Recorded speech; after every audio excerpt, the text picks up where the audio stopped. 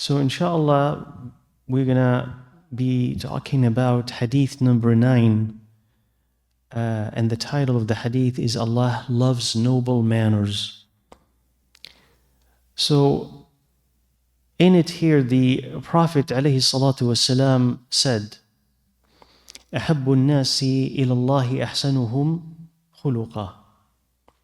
أحب الناس إلى الله أحسنهم خلقا. Very it's a short hadith, very few words. أحب الناس إلى الله. The most beloved of people to Allah are the people who have the best character. The most well-mannered are most beloved to Allah Azza wa Jal.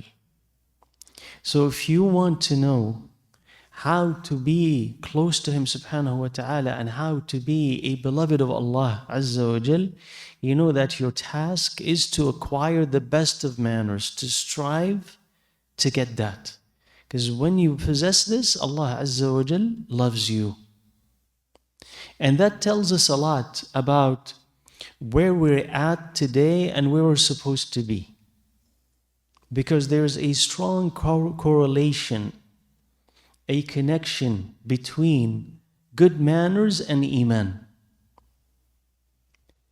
So the more Iman you have, the more your manners reflect that. They will be the best because your Iman is strong. And if your Iman sinks and dips, it will show itself in your manners. Right? So because of that strong correlation, when you look at the state of the Ummah today that is struggling in its manners, you understand that the cause of that struggle is that there is a deficiency in Iman. Right? There is a deficiency in Iman that brings on the deficiency in character. And if our Iman is not just simply by it, I mean a feeling that you have, oh, that I am close to Allah Azza wa Jal, but also a practice and knowledge. Because you could have a person who goes to the masjid, who prays, but does not understand good character. So they could lie, and they could cheat, and they could steal, not seeing the connection between the two. So when I say that when your Iman is strong and high, I mean completely. I mean in terms of what you believe, in what you do, and also your knowledge of Allah Azza wa Jal. So when that Iman is strong, then you will see it definitely reflected in that person's behavior, his attitude, how he deals with his neighbors and families and children and wife, all of them. But when Iman is not, then characters collapse. So we would not be, if we understand this hadith, we would not be in the state that we are today if we loved Allah Azza wa Jal and we knew who Allah is. Because if we loved Allah, we would love to be loved by Him, and then we understand that our character should be better. If we loved what Allah loves, we would love the believers and we would treat them better. We would know that we owe our families our love and allegiance and respect and kindness, right? The best of you, he said, alayhi salatu wasalam, is the best to their families or the best to their spouses. And I am the best to ahli. So it means that the best is the best in how they treat other people around them. So if we want it to be the best, then definitely it needed to be demonstrated in how you deal with your wife. Especially when you disagree with her or she disagrees with you. How you deal with your children, how when you fight with your neighbor, how you withhold your harm, and how you treat him in the best, reflecting the character of Islam. Not slogans, but I really mean like a character that you feel at that moment that Allah is watching you. Any word that I will say will be written for me or against me. If I assault him, I'll be in the wrong, and Allah will ask me about this. So your taqwa withholds and protects you from committing sinful acts and sinful deeds, protects you from bad character and bad manners. But if you look at us Muslims, how we deal with each other today in Muslim countries, non-Muslim countries, outside the masjid, inside the masjid, you'll understand that we don't really know what good character is. We don't know forgiveness. We don't know seeking excuses for people, lowering our voices, how to walk, how to talk, how to address other people. So there is a need to return to Islam, and Islam with character, Islam with akhlaq. It's not just simply, I'll pray and I'll fast and give zakah. See, the Prophet ﷺ in the hadith that we all know because we keep hearing and we keep repeating. He said, alayhi salatu wassalam, إِنَّمَا بُعِثْتُ لِأُتَمِّمَ مَكَارِمَ الْأَخْلَاقِ. إِنَّمَا بُعِثْتُ, I was only sent to complete the noblest of character. I was only sent, meaning like my only mission is to complete the best of character. As if to say, sallallahu alayhi wasallam, some of it was there. The other prophets brought it. But Prophet Muhammad alayhi salatu wasallam took it to the end. He brought it in fulfillment, in completion. It was incomplete before him alayhi salatu wasalam until he came and he taught people how to live and how to act. And this hadith is very interesting because how do you understand the statement of the Prophet alayhi salatu wasalam when he says, my exclusive mission, as if the only thing I was sent to do is character. But you understand Islam has aqeedah and has law. So character is what? And is it more important than aqeedah and law? So there are two ways to understand this hadith, and I explain that in the book. One is a hyperbole, an exaggeration. It's a tool linguistically used to emphasize something. I was only sent here to do this, meaning one of my main missions. It doesn't mean my only mission, but one of my main missions, as if it's so important that when you see me doing it, you'll think I was not sent to do anything but this, because of how much I talk about it, right? Yani, similar to when the Prophet ﷺ, he said, مَا زَالَ جِبْرِيلُ يُوصِينِي بِالْجَارِ حَتَّى ظَنَنْتُ أَنَّهُ سَيُوَرِّثُ. He said, Jibreel ﷺ kept emphasizing the right of my neighbor until I thought he will make him an heir of mine, like family. Because who inherits from you? Family. So he kept emphasizing the right of the neighbor until I thought that eventually what is going to happen? That this is going to be, my neighbor is going to be part of my family. He'll inherit from me. So that is what to emphasize. So here, when he said, alayhi salatu wasalam, I was sent to complete the best of character, he is saying that this is my main or one of my main missions. So that's one way to understand it. Another way to understand it, which is also really important, is to understand character not only in terms of how you deal with other people, but al-khuluq is how you behave with Allah Azza wa Jal as well. So you have a khuluq with Allah, khuluq with yourself, khuluq with other people. Right? 3. So khuluq with Allah Azza wa Jal includes your aqeedah and your ibadah. Khuluq with yourself, also character. Khuluq with people, ibadah and character. And this tells you that in Islam, all of these are connected. And it is our mistakes when we disconnect them. So isn't Salah supposed to teach you patience? Right? And isn't patience one of the best character? And losing patience, one of the worst character flaws that we have, especially in this age, when you're impatient with everyone around you.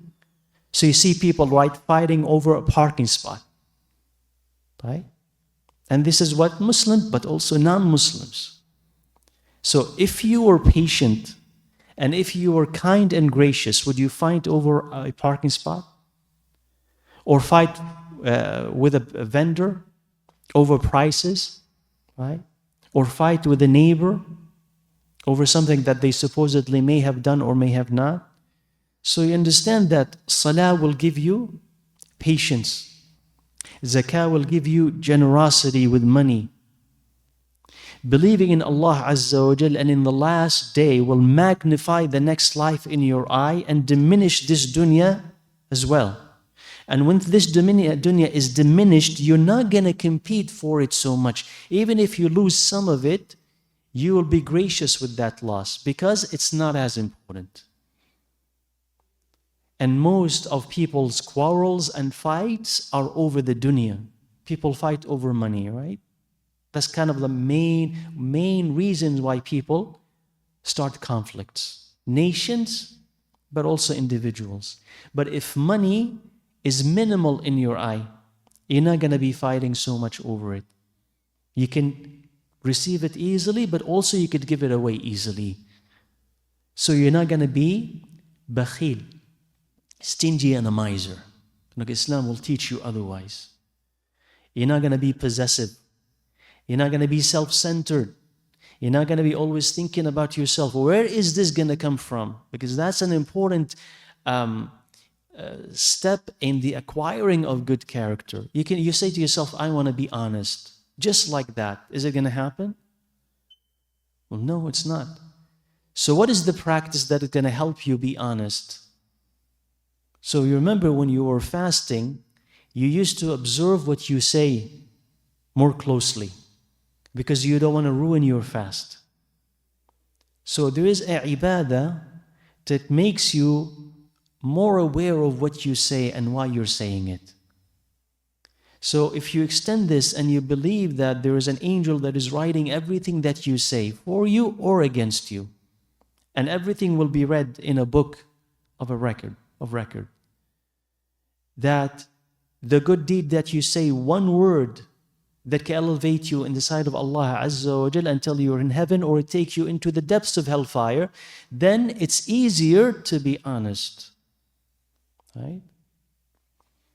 So ibadah and good character are connected. And you lose one, you lose the other. And if you are a person who's worshipping Allah Azza wa Jal, but you notice that your character is bad, it means that there is not much emphasis in your ibadah on good character, and that's why you don't see this crossover from one to the other. Right?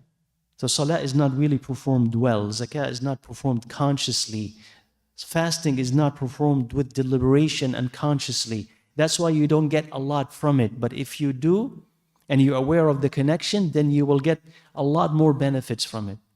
But what you see sometimes is this imbalance in how we live. We pray on time, that's what we're supposed to do, right? But when you set an appointment, you're late, right? So but how is it that all of us are supposed to, when it is Salatul Jum'ah, we always come on time because we know that the Salah will begin at a particular minute and will end at that particular minute. We know that Fajr begins exactly now and then ends exactly then. So Islam orders your life for you to become punctual and on time all the time. So why is it that when Allah trains you to be like this here, you fail to take that lesson elsewhere? Right? So punctuality is in Islam, fasting, salah, zakah, all of this. But what you see sometimes is the imbalance I talked about. A person prays, but could lie, but could be late, right? But could backbite, but could be really rough with people, could feel very superior rather than feeling humble because of that salah, feel superior and proud because of it. So that's the imbalance. You could find those who are religious lacking manners, and because of that, those on the other side, they will say, well, I have good manners. I don't need to pray and fast because that's what's important. I'm a good person on the inside. I don't hurt anybody. And by that, they're putting down salah and the other laws that Allah Azza wa Jal loves. And we say, you need to maintain a balance between the two. The imperfection of some people that you see in the houses of Allah Azza wa Jal or outside the houses of Allah is not an excuse for you to say, I'm gonna overlook what Allah loves. The balance is, I'm gonna wear hijab and be modest, regardless of whether there are some sisters who wear the hijab and they're not. That does not affect me. But I'm gonna what? Do both. Wear hijab and be modest. be an observant Muslim and be kind, be considerate, be on time, right? Be generous, be forgiving. So all the things that you see other people doing and you admire, you adopt. And you add it to your life in addition to the other ibadah, and you allow both of them to support each other. Remembering that Allah Azza wa Jal loves those who are best in character. And we don't really follow the sunnah of the Prophet alayhi salatu wasalam until, this is another motivation for acquiring and maintaining good character, is that you don't really follow Muhammad alayhi salatu wasalam until you pursue good character and you are a person of good character.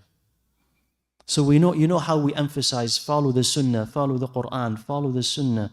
It's not only in physical practice of worship that we're saying you should follow the sunnah. The way that the Prophet looked or the way that the Prophet walked and all of these things.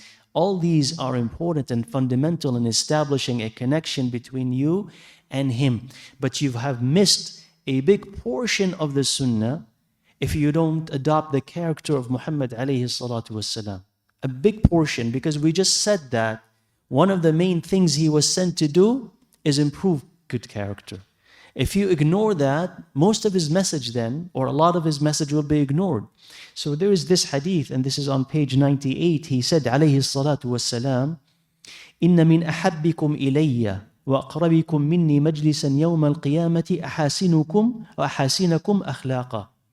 He says, of those among you that I love the most and will be closest to me on the day of judgment, meaning they will be seated closest to me on the day of judgment, are those with the best of character. وَإِنَّ مِنْ أَبْغَضِكُمْ إِلَيَّ وَأَبْعَدِكُمْ مِنِّي يَوْمَ الْقِيَامَةِ الثَّرْثَارُونَ وَالْمُتَشَدِّقُونَ وَالْمُتَفَيْهِقُونَ. He says, and of those that I hate the most and will be furthest away from me on the day of judgment are those who babble, talk a lot. الثَّرْثَارُونَ وَالْمُتَشَدِّقُونَ, those who twist their tongues and mouths when they speak. وَالْمُتَفَيْقِهُونَ, and they asked the مُتَفَيْهِقُونَ, and they asked the Prophet ﷺ, who are those? He said, those are the arrogant. So the last category, he said ﷺ, are those with bad character. That those when they speak, they talk a lot just to dominate, right, the scene, just to show off. So they keep talking about themselves and about their achievements. And al-mutashaddiqun, they twist their tongues. It means that they pretend to know. I know this and I know this and I know that.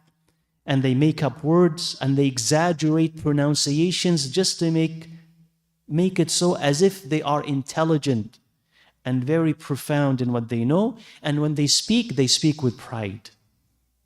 Right? So all of these things are signs of bad character. How they speak reflects how they feel and how they view others. But he said, alayhi salatu wasalam, because of their bad character, where would they be? Furthest away from him, alayhi salatu wasalam. Who will be closest to him? Right? Because everybody who says, we love Muhammad alayhi salatu wasalam and we want to be close to him. So you follow his sunnah. Part of following his sunnah is what? What is your akhlaq? Because it just makes sense that the Prophet ﷺ, if he would want someone to be close to him, it'd be a like-minded person. Like who would you be attracted to and you'd bring closest to you? A person who is like you, not opposite, but who's like you. That the Prophet ﷺ had the best of character.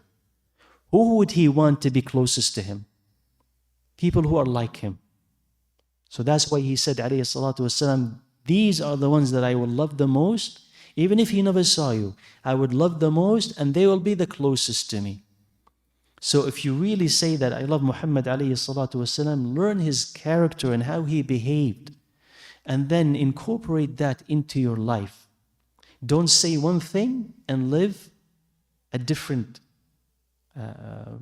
claim. A different life. but live the life of Muhammad alayhi as-salatu was-salam. So, ibadah, again to emphasize, what does it do? Ibadah teaches you sincerity, and teaches you humility, and teaches you altruism. That is, you would favor, to be altruistic person, to favor others over yourself, to be content with what Allah had given you, to be hopeful that Allah will give you, to be forgiving because you expect Allah's forgiveness, to be merciful because this is how you get Allah's mercy. So here you see how even if you're not conscious, but you're just simply a good believer, practicing believer, if you're not conscious of akhlaq, you are going to learn them because it's just embedded in Islam. But because we dissect Islam and separate it, and we take a little bit here and ignore the rest, we have failed to absorb all of the manners that Allah Azza wa Jal wants us to absorb. As we said also, when you worship Allah and you love Him more than the dunya, you're going to compete for the akhirah more than this life. And this will cause less friction and hatred and conflict on earth. Because we're not at war with each other over the dunya. You want more of this, you can take it. Because what I have is with Allah Azza wa Jal. What I want is with Allah Azza wa Jal. Right? That's what ibadah does. And there is a dua from, before we get to that, also of the virtue of حسن الخلق, good character. He said, عليه الصلاة والسلام, ما من شيء يوضع في الميزان أثقل من حسن الخلق.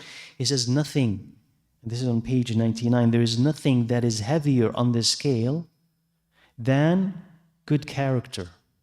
وإن صاحب حسن الخلق لا يبلغ به درجة صاحب الصوم والصلاة. And the person who has good character, because of it, he could reach the stage of the person who prays a lot and fasts a lot. Right? So one of the heaviest things in the scale, when the scale is going to weigh everything that we have done, is good character, your manners. And that if you have that, you could reach the level of a person who is engaged in ibadah often, and it's of the best ibadah. A lot of salah and a lot of fasting. Now you say to yourself, why is that? Why is that? It's because the person who's always in salah, he has to strive to pray, right? He's in jihad. It's not always easy. And the person who fasts a lot, he has to strive to fast. It's not always easy.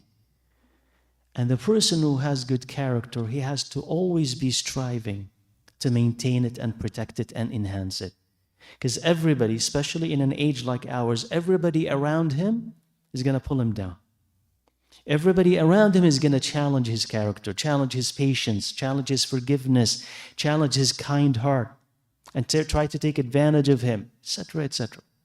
So if that person maintains it and survives that test and strives and actually improves his character, then he becomes among those who had strived for the sake of Allah Azza wa Jal, and Allah elevates him because of it.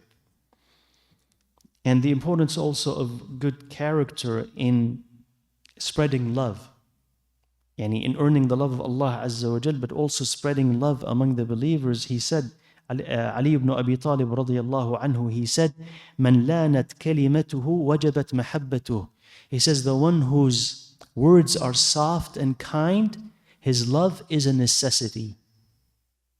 Meaning that you find it necessary within yourself, when someone is kind to you, to love him.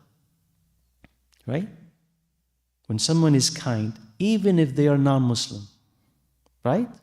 You're not even thinking about it. You're not even conscious of it. You're not thinking to yourself, I should love them or not love them. But somebody is kind to you. What do you feel? Warm feelings towards them. And if he is kinder and kinder and softer and caring and merciful, you will be completely in love with that person. So it's not something that you could push or you could resist.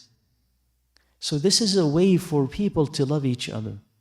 And if there is some tension between you and someone, and you want to remove that tension, remove that friction, be nice to them. Be nice to them. And I know I'm simplifying. I know it's not always easy, but it's an idea and it's an advice. Be nice to them. Because when you're nice to them, that will melt away all of those what have been accumulating, those accumulations over time. It will take it away, time by time. Because you can't help it. Allah Azza wa Jal had made it a fitrah in people's hearts, that He will like those who are nice and well-mannered. And also He said, alayhi salatu wassalam, عن أكثر ما يدخل الناس الجنة. He says, what is the thing that most admits people to Jannah? So, the thing that most admits people to Jannah. And he said, alayhi salatu wassalam, قال تقوى الله وحسن الخلق. Having taqwa of Allah and good character. That the thing that will put you in Jannah the most is what? He said these two. Taqwa, in dealing with Allah Azza wa Jal, and of course that extends to people, but taqwa and good character. And then they asked him, well, what about the thing that puts people most in hellfire? He said, al-famu wal-farj. Is the mouth and the private parts. And the mouth, right? You understand that. That's the key to good or bad character. How do people relate to you first and most? Through your mouth. So if you're able to protect people from your mouth, and in fact turn your mouth into a tool for good rather than a tool for bad, and you safeguard your private parts, Allah Azza wa Jal will guarantee Jannah for you, because that is the guarantee of Muhammad alayhi salatu wassalam. Right? And it seems simple enough, right? Safeguard your private parts, and no haram. And also protect people from your mouth. Don't say haram things that upset Allah or upset people, right? That go against Allah Azza wa Jal. And if that's the case, the Prophet ﷺ said, I guarantee Jannah for him. So good character takes you to Jannah. You may say to yourself, I'm not, I don't have the strength to pray so much or fast so much. I can't go to Hajj those many times. I can't give a lot of money. But maybe Allah Azza wa Jalla had given you the treasure trove of being a person of good character. Then you take advantage of that, because that could be your path to Jannah. Another person, their path could be salah. Another person, their path could be fasting. Another person, it could be sadaqah. And maybe one of us, or some of us, it could be good character. So, so now the dua that I wanted to talk to you about is, there's an incident when Darda radiyallahu anha, she said that Abu Darda, the Sahabi radiyallahu anhu, he spent the whole night praying, or portion of the night praying.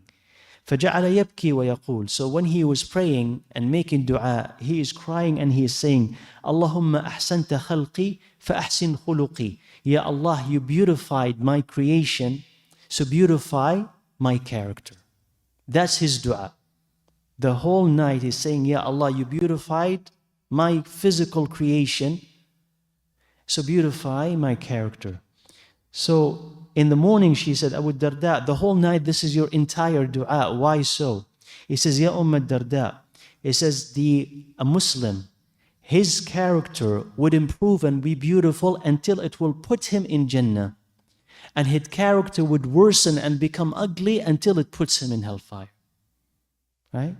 His character could be so good and keep improving until it puts him in Jannah. And the opposite.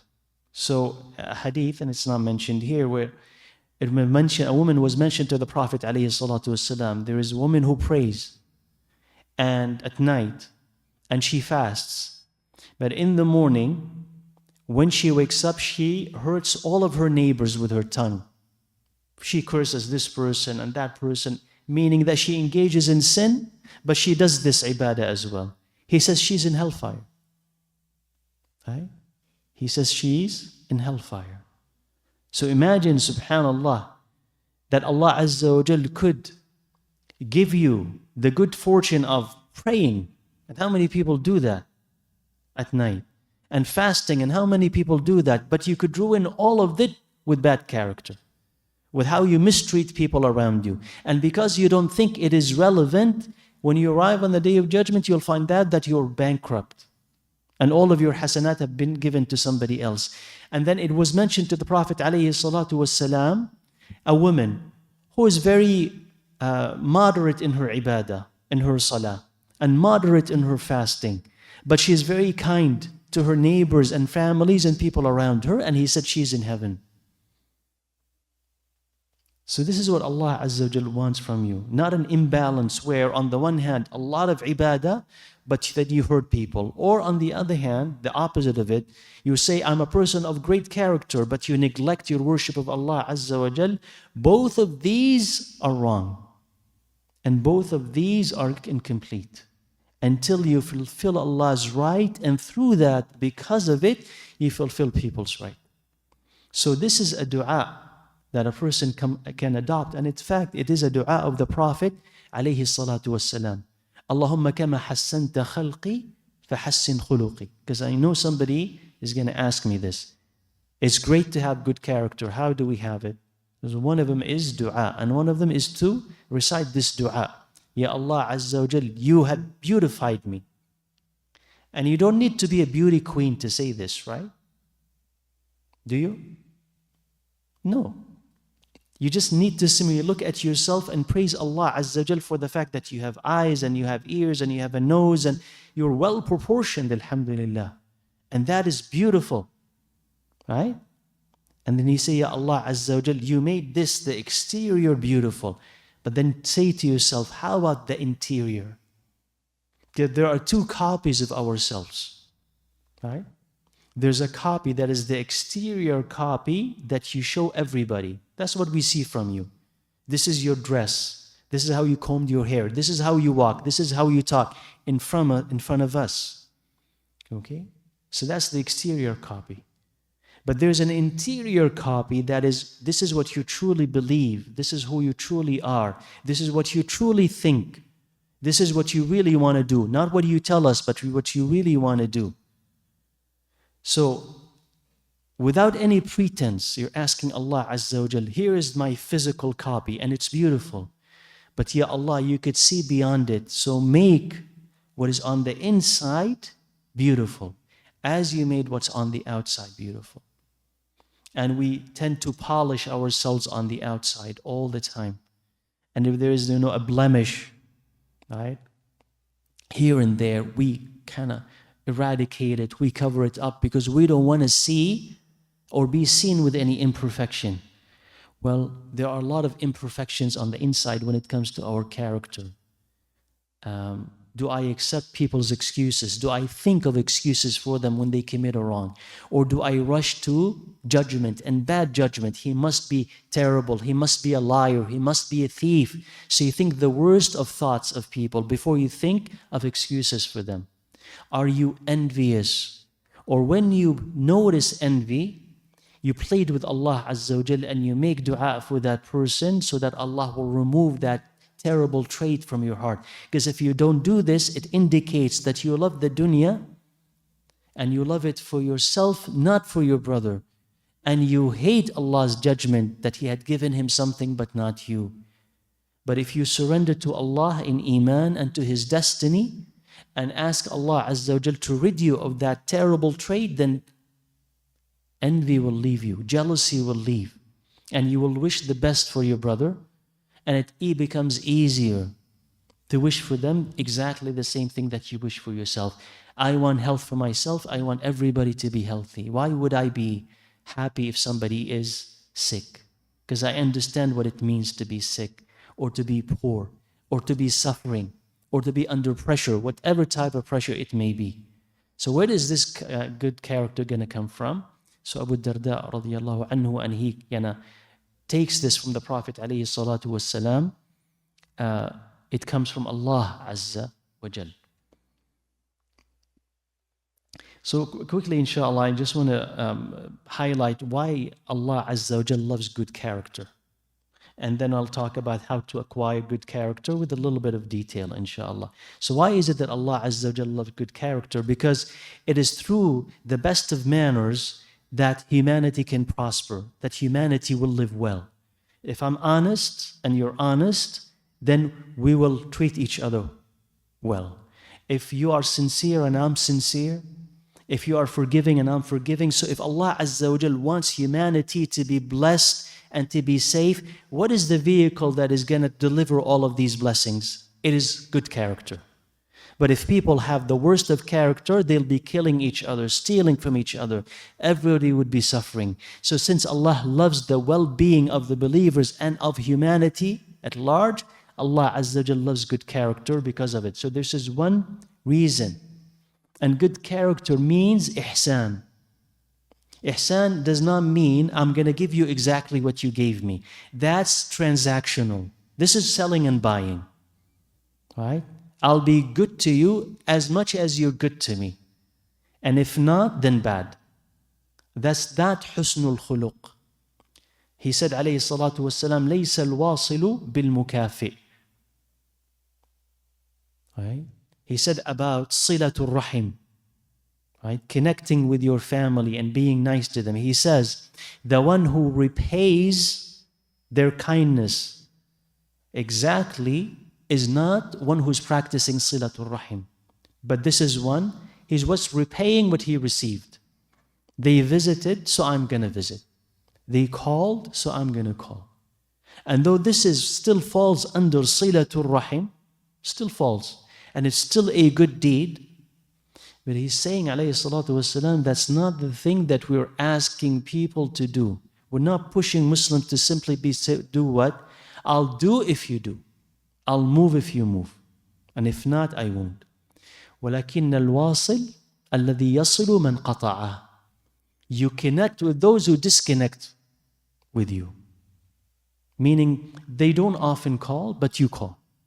They don't often visit, but you visit. They don't ask much, but you ask.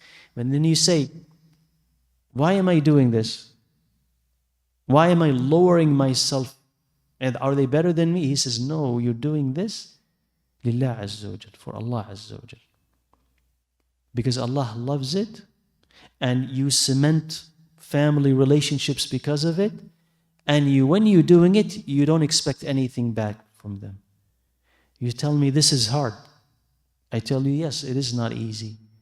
But if your iman is strong, you'll find it easier to do this. So work on your iman so that you could sacrifice for the sake of Allah Azza wa Jal. Because people will say, my honor, my dignity, I will never lower myself to them and this and that.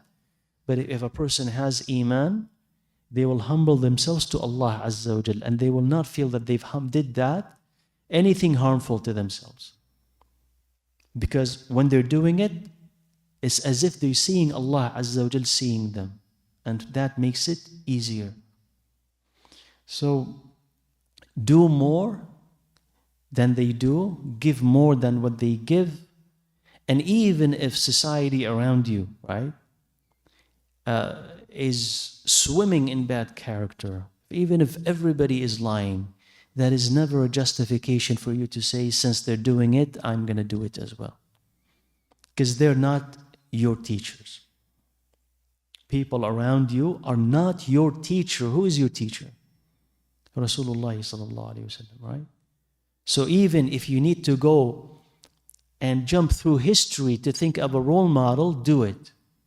But you think, well, everybody's cutting the line, so I'm going to cut the line as well. Everybody lies in these applications, so I will lie as well. We say no. You hold yourself to a higher standard, and remember that having good character is not easy, especially these days. So you are in jihad, and when you're doing jihad, you're not going to be brought down by the foolishness of those around you. Let 99% of people sin. You be among the 1% who do not. And again, not because of pride. Now I'm not telling you see yourself as better. But in this particular act, see yourself as better and say, I'm better than imitating the masses. Better than imitating what is popular. So you have to resist what is popular and what is dominant and do what is right, even if it is inconvenient, even if you're alone. And that is the thing that grants you the forgiveness of Allah Azza wa Jalla and elevation in the Akhirah. So how and why Allah Azza wa Jalla also loves good character? Because you're constantly striving to please Him subhanahu wa ta'ala. So it's a constant state of jihad with small things and with bad things. And we'll see examples of small acts of good character that Allah Azza wa Jalla loves. Because you may say to yourself, well, where do I begin? You begin with whatever thing that is closest to you and easiest to do. And you can build on it. The small becomes bigger, bi'idhnillah Azza wa Jal, with time. So, how to acquire good character? Some, inshallah, hints. The Prophet ﷺ said, لأجشي, that's hard to say, عبد القيس, إن فيك خلتين يحبهم الله عز وجل. He says, you have two qualities that Allah Azza wa Jal loves. And he said, رضي الله عنه, what are these? He says, الحلم والحياء, forbearance and haya. You know what haya is, to be shy.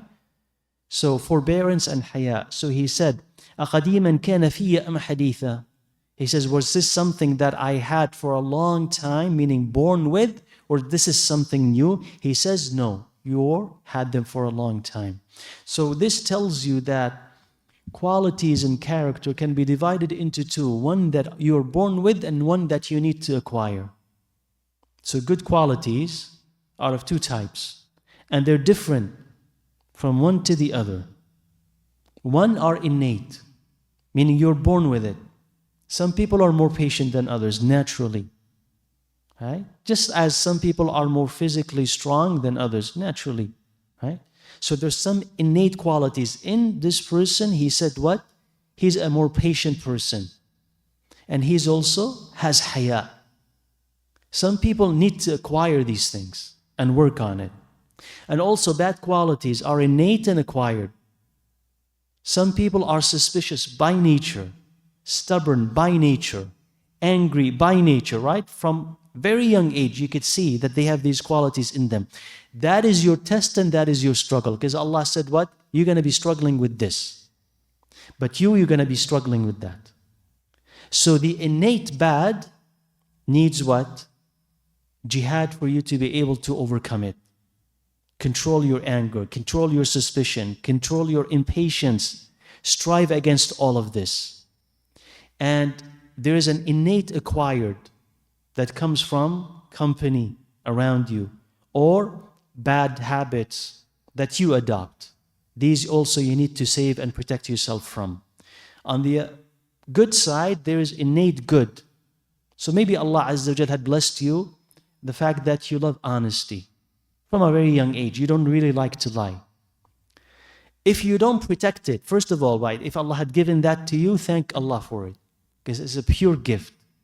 You didn't do anything to earn it. Second, you need to preserve it. Because you could lose it. You could be someone who loves to say the truth, but then you surrender to temptation and you start to lie. You could be someone who used to be patient, and then you could lose that patience. You could be someone, as you could see it today, who has haya, shyness. I'll never show my body. I'll never dance in front of a camera. I'll never, do this and that. But then gradually you start to do this. Because all the people that you see doing what they're doing, they weren't born like this, right? But they shifted slowly until they adopted these qualities. So you could lose the good that Allah had given to you. So you thank Allah for it and you preserve it and you enhance it. And then you look at the things that you need to have and work on acquiring them. So you find yourself that you lack patience, work on that. You find yourself that you lie, work on that. You find yourself that you're looking, when you go into a people's home or passing by their homes, and the curtain is opened, and you start looking inside to see what and who, then that's spying. You say, no, this is haram, I shouldn't be doing this. So you learn to lower your eyes. You find yourself talking and gossiping about people Whether you know this is true or not, then you hold yourself back and you say, this is haram and I shouldn't. So we're always in this struggle and even flux between the good and the bad, but we need to maintain that struggle and never surrender to the fact that I'm bad, so I'm always going to be bad. Or I'm born angry and I'll always be angry and never be able to control my anger. What kind of declaration is this? As if as a person is saying, that's it, I'm going to hellfire, that's it. No, work on yourself. Let Allah Azza wa Jal see from you that you actually want to change, because if that's the case, who knows, maybe Allah will bring that change. You can't say, I'm a suspicious person by nature. I can't. And that will cause you divorce after divorce. You mean that there is no treatment for this at all? Try. Ask Allah Azza wa Jal. Push yourself. Ask others, how could you overcome such suspicion and these feelings? And maybe there's a way. But you haven't found it because you didn't ask, right? So innate qualities, acquired qualities, we talked about that. No. And if you have something bad in you, or you want to acquire something good, start small, right? Set a plan for yourself and you say, start small. So if you find yourself talking about things you're not supposed to talk about, hold yourself responsible after each conversation that you have. You say, why did I talk about this and that? Next time when I meet so-and-so, I'll make sure not to open this topic and not to go into this topic, not to talk about this person. Or if I'm not sure of something, I'm not going to talk about it. And so the more that you review and correct and review and correct, you'll find yourself actually restraining your tongue.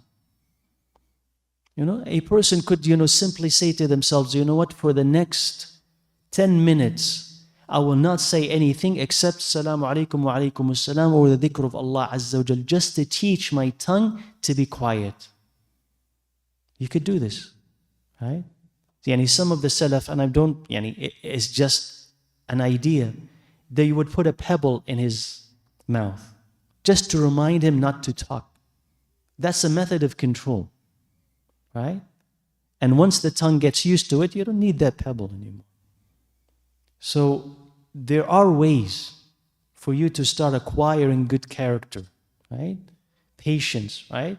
Just teach yourself when you're hungry, right? Not starving, but hungry, delay food for 5 minutes or 10 minutes. When you have a craving for something, teach yourself, I'm going to wait 10, 15 minutes before I fulfill that craving. When you want to see your phone, right? You can't wait until to check your phone. You put it aside and say, no, I will discipline myself to stay half hour away from it. Because that teaches you patience, and you will reap all the benefits of what you're doing. You think it is small, but you will see the benefits of all of that. But there are ways, bi'idhnillah azza wa jal. So inshallah, I'll just share with you, just very briefly, some of the good characters in the ahadith that the Prophet ﷺ talked about. So one here, he said ﷺ, "Inna min al-ghayrati ma yuhibbu Allah wa minha ma yubghid." He says there is jealousy that Allah loves and jealousy that Allah hates. The jealousy that Allah loves is jealousy when there is something inappropriate happening. And the jealousy that Allah hates is a jealousy that is without reason. Okay? Al-ghayratu fi ghayri riba. So here is an example of something that a person needs to acquire and need to have, but also could mismanage or misapply. That is jealousy that Allah Azza wa Jal loves is what? When you see something wrong and you're jealous because of it. You see Allah's commands being broken and you feel jealous. You feel, for instance, as Muslim women not dressed properly and you feel jealous. Or you find your wife and your daughters not dressed properly and you tell them to cover up because you're jealous. That is jealousy that is good or bad? That's a good type of jealousy because there's something wrong and you feel jealous. But a bad type of jealousy is to be suspicious for no reason. Oh, well, you're talking to someone on the phone, right? It's another man, right? and there's no reason. So you're jealous, but it's because of bad thoughts and suspicion. So subhanAllah, here Islam really teaches you the difference between right and wrong thinking, right and wrong behavior, the thing that can maintain a family or break it. And both of them are called ghayrah. Both of them are called jealousy. But without Allah Azza wa Jalla and His Prophet ﷺ, how would you know the difference between the two? So good jealousy is good character. Without it, a person will be an irresponsible husband, right? Or an irresponsible wife. Bad jealousy damages and breaks a family. And the difference, as we said, between them is not so apparent to people. Another hadith from the Prophet ﷺ, he says, لا تحقرن من المعروف شيئا ولو أن تفرغ من دلوك في إناء المستسقي. He says, do not look down on any good deed that you can perform, even if you were to empty from your bucket for a seeker of water, that you have a bucket of water, and another has an empty bucket. And if the only thing is that you could find to do is just to empty some of the water that you have into their bucket, he says, even that small thing is valuable because it is ma'roof. Because it pleases Allah Azza wa Jal, and you're benefiting and helping others. And he said, وَلَوْ أَن تُكَلِّمَ أَخَاكَ وَوَجْهُكَ إِلَيْهِ مُنْبَسِطٌ. He says, even if you're just talking to your brother and you're smiling while you are talking to him. He says, something as simple as this, don't look down on it. Isn't this good character? But you're doing it for the sake of Allah Azza wa Jal. And that's what puts you in Jannah. So you see, always there's a link between the two. You want to be pleasing to Allah Azza wa Jal, watch out how you are with other people and how you talk to them and how you help them, or the lack of all of this. It tells you how you are with Allah Azza wa Jal, right? وَإِيَّاكَ وَتَسْبِيلَ الْإِزَارِ فَإِنَّهُ مِنَ الْخُيَلَاءِ وَالْخُيَلَاءُ لَا يُحِبُّهَ اللَّهُ عَزَّ وَجَلَّ. He said, alayhi salatu wassalam, and do not lower your garment, meaning drag your garment. This is especially for males. Do not lower your garment, meaning below your ankles, because it is prideful. And Allah does not like pride. Okay? So men are supposed to have their clothes above their ankles, but also take the lesson from it. Don't be prideful. Allah doesn't like it. So if you wear anything, it doesn't have to be something that you drag, but something very expensive, and it makes you think that you're better because of it, then that is pride that has entered your heart, and Allah doesn't like it. Take this off until such a time where you can wear it without pride. Right?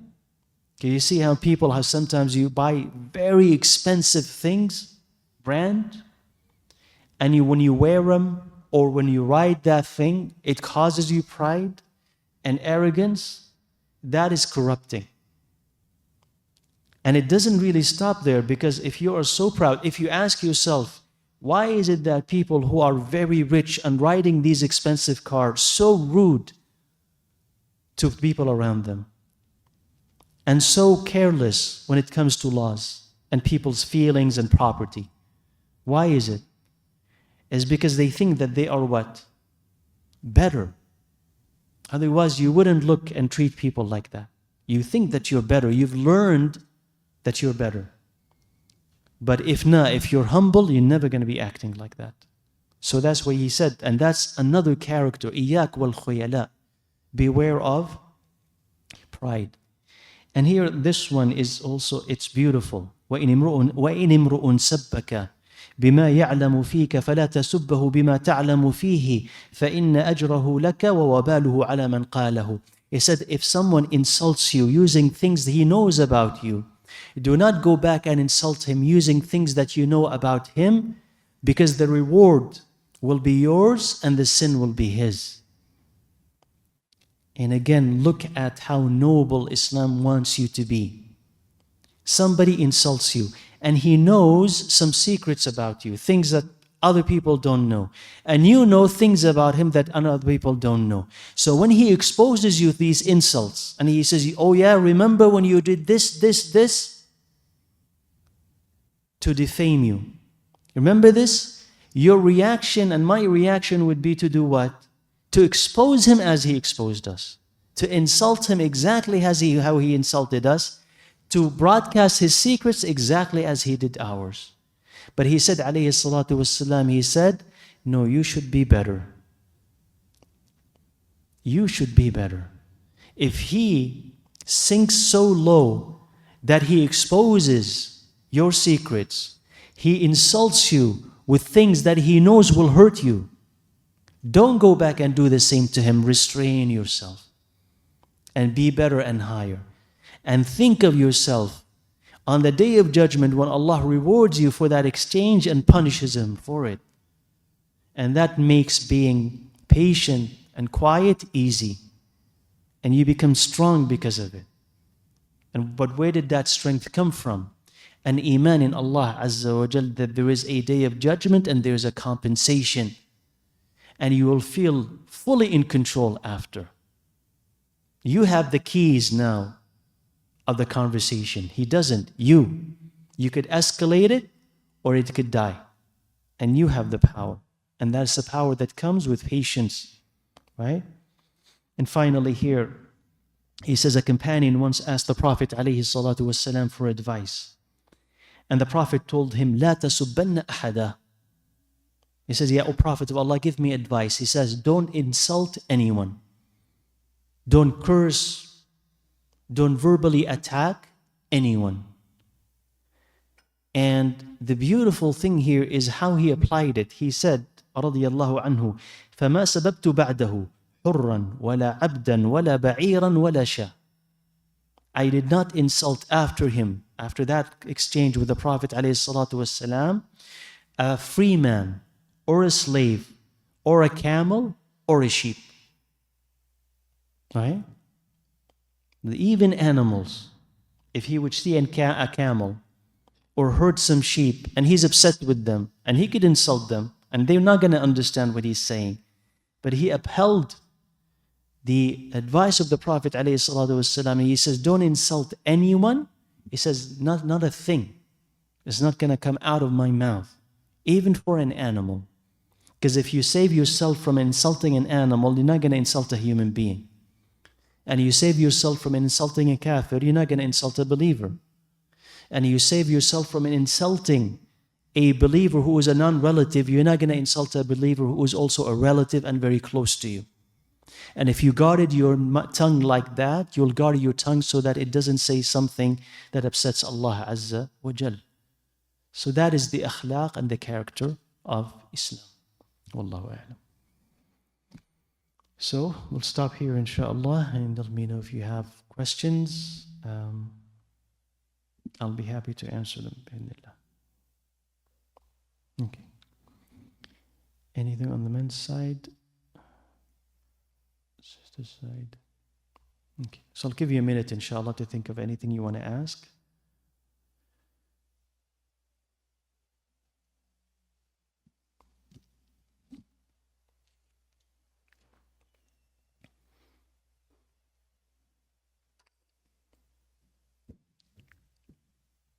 So nothing on this end? Okay. And okay, Jazakallah khair. Thank you.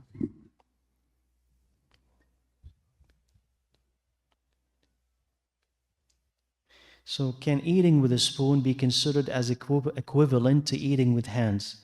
Because some people eat with hands in disgusting ways and say it is sunnah. I think it's time, that in the time of the Prophet ﷺ, there were no spoons, so he used his hands, or the word hands. Please correct me if I'm wrong. There is some food where you would say it might be easier to use a spoon, right? And yes, you're right that at the time of the Prophet ﷺ, there were no spoons, right? Some people point out the fact that eating with your hands is closer to the fitrah, right? It's unpretentious. Definitely, for instance, there are things that are better eating with hands rather than with utensils. But if you're a person who doesn't know how to use his hands eating, right? Especially if you're eating something like rice and what have you that gets scattered and wasted, Using a spoon is fine as well. And we're not going to say that using a spoon is preferable, right? It just depends on the person and depends on the food. So if a person feels more connected and closer to nature and closer to the sunnah while using his hand, and the food that he's using is appropriate to the tool that he's using, then we say why not? Then why say why not? If a person doesn't know how to use his hands, as again, especially it's most difficult with rice for a lot of people. So if you don't know how to use your hands, then use utensils, inshallah. Use a spoon or what have you. And the use of spoons and other utensils doesn't contradict the sunnah, right? Doesn't contradict the sunnah. Use what is easy for you, bi'idhnillah azza wa jal. But what I know is from the sunnah is licking your fingers, right, after you eat, right? So if you see someone who's doing it, right, are you going to say it's disgusting? Huh? No. So get used to it. Right? So get used to it, right? Because the Prophet ﷺ, he said that if you eat by hand, don't wash them until you lick your fingers. Why? Because you do not know where the barakah lies. So when you're eating, right, the food that you have has barakah in it. You don't know. You may have touched it. And it is on your fingers. So it means lick your fingers, right? And if you've never done it, you'll say, ooh, that's disgusting. But if you do it once, twice, and you know what? It's normal. So sometimes I think we kind of set to ourselves standards of etiquette, just that have more to do with upbringing and maybe personal preferences. I think if you just get used to something else, you'll start seeing it differently. Wallahu a'lam. Right?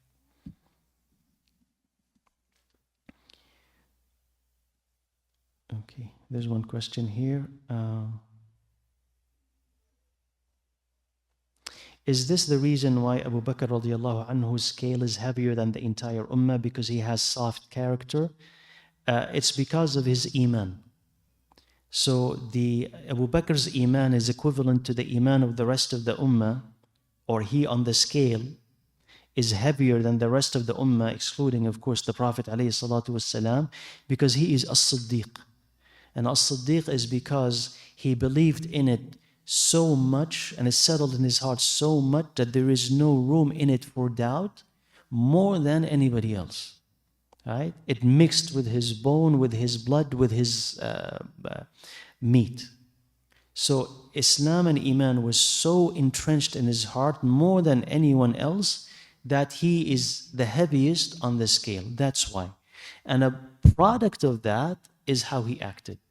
A product of it is that how soft he was. When he reads the Quran, he cries. He was soft with people. And by the way, Abu Bakr radiallahu anhu wasn't soft all the time. Abu Bakr, when he got angry, he got angry. Right?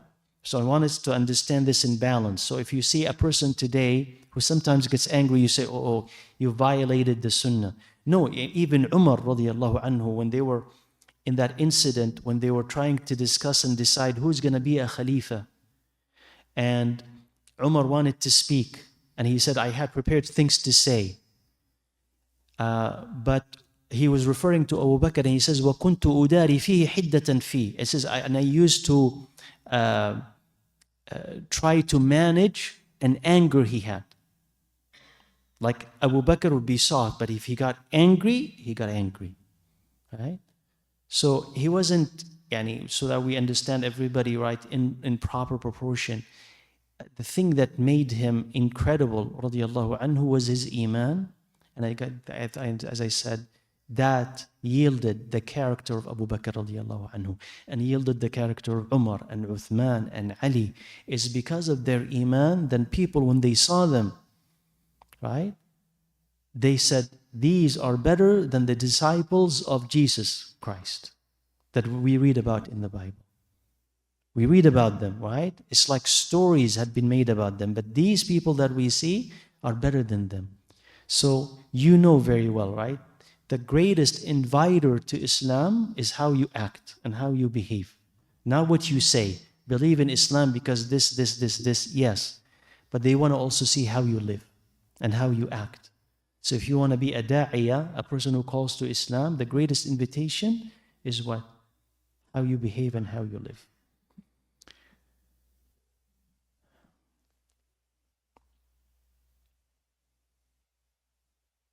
It says, is it haram to wear pants that touch all the way to the heel?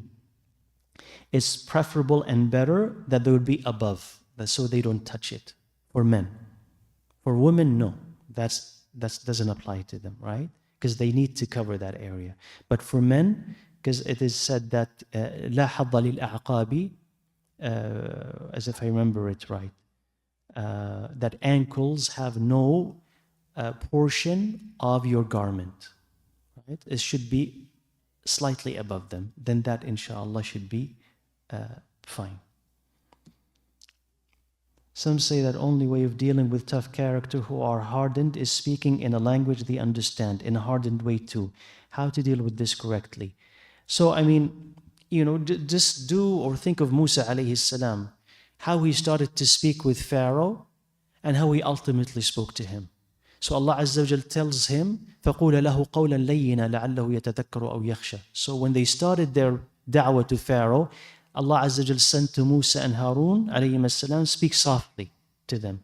Perhaps they will remember, okay, or return to Allah Azza wa Jal. So if a person is hardened and they're tough and aggressive, you don't become or you don't begin da'wah to them or a conversation aggressively just because they're aggressive. You begin softly and leniently. And you work your way up when you find out that that softness is misplaced. So you try and it fails, and you try and it fails, like Musa did with Pharaoh, and you try and it fails. And then you up, right, the aggressiveness of the conversation or the firmness of the conversation until eventually he tells him, وَإِنِّي لَأَظُنُّكَ يَا فِرْعَوْنُ مَثْبُورًا. And I think, Ya Fir'aun, you're going to be destroyed. So he reached that point, but it took a while between the leniency in the beginning and the end of it. Right? Yeah.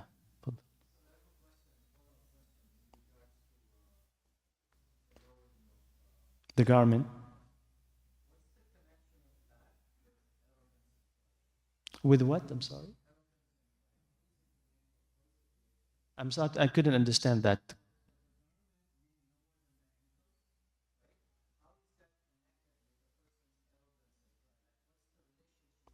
What is the relationship? So the Prophet maybe he didn't explain, but you could maybe figure that when people of the past and even in the present, when they would lengthen their garments and they would drag them, that's an indication of richness and opulence and status.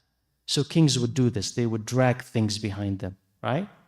So whether we understand it or not, right? We have the statement of the Prophet ﷺ. So I don't need to wrestle with it, right? But he tells us, right? It is from khuyala. So perhaps there is a sensible, logical, physical reason that we could see. Or maybe that if a person applies it, Allah takes arrogance away from their heart. And if he doesn't, Allah afflicts them with arrogance. So I'm content with the hadith being as it is. Wallahu a'lam. Wa alaikum salam. Naam.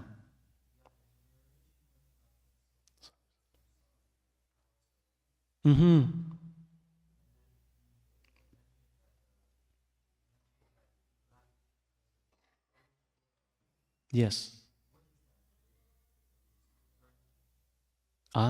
So Naam, naam. So the question of the brother here is that the Prophet ﷺ, was in Jannah and he saw a big palace and he wanted to enter it. And then he inquired, whose palace is this? And they said, this is the palace of Umar. So they said, فَذَكَرْتُ غِيرَتَكَ. So he says, I remembered your jealousy, so I did not enter the palace. Why? He said, I remembered your jealousy because inside that palace, who could there be? The women of paradise that belonged to Umar radiallahu anhu, al-hur al-ain. So he says, I remembered your jealousy, so I did not go inside the palace. And inside the palace. So the Prophet, so Umar radiallahu anhu said, would I be jealous from you, O Prophet of Allah? Right? So that's the incident that you're talking about. Does it make sense? Yeah. Yeah.